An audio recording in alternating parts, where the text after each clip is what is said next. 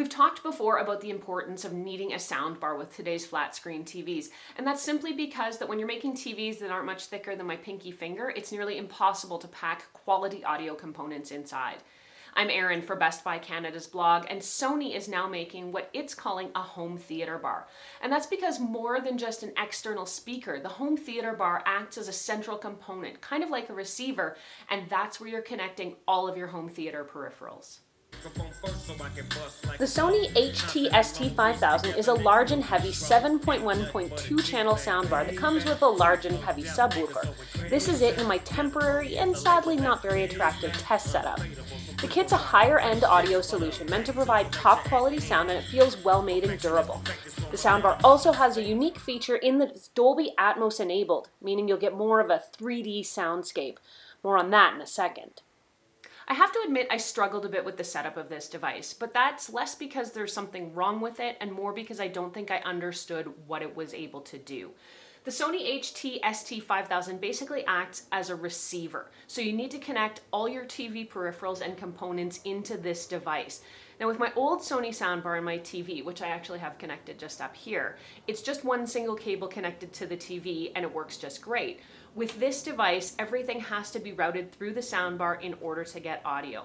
Once I was clear on what this device was trying to do, everything was set up and I was good to go. So let's talk about Dolby Atmos. Dolby Atmos was developed to give movie sound a more three-dimensional effect. Traditional 5.1 and 7.1 channel surround sound setups use speakers placed all around your room to get that effect.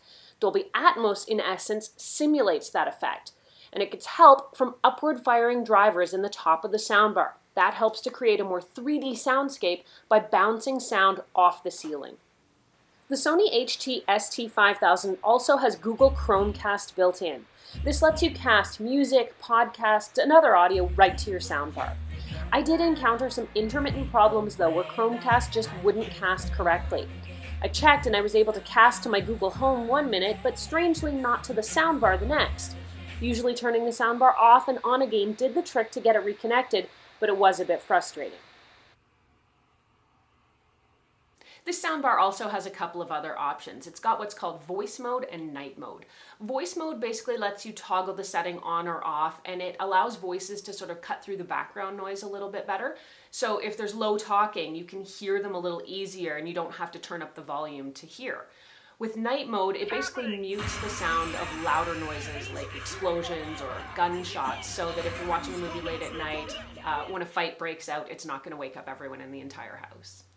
Somebody please get this man a gun. Overall, the sound is pretty great on the Sony HT-ST5000. I should point out that it is not an inexpensive soundbar, and you can check Best Buy's website for current or sale pricing. This soundbar is made for a dedicated home theater setup, and this is not the soundbar to pick if you just want to boost the audio on your dinky extra TV like I have in my temporary setup here. You want to be able to fully appreciate this device. I was able to test out a variety of TV shows and movies on the HT-ST5000 soundbar. Watching Game of Thrones this season has been a real treat on what's normally a very small TV and a small scale setup, but this soundbar really made it come alive. There's a cool scene this season, and I'm not going to give away any spoilers, but where we could feel the advancing Dothraki army, all of their hundreds and thousands of horses, coming over a hillside before we could see them or even truly hear them. And it was just such a cool effect.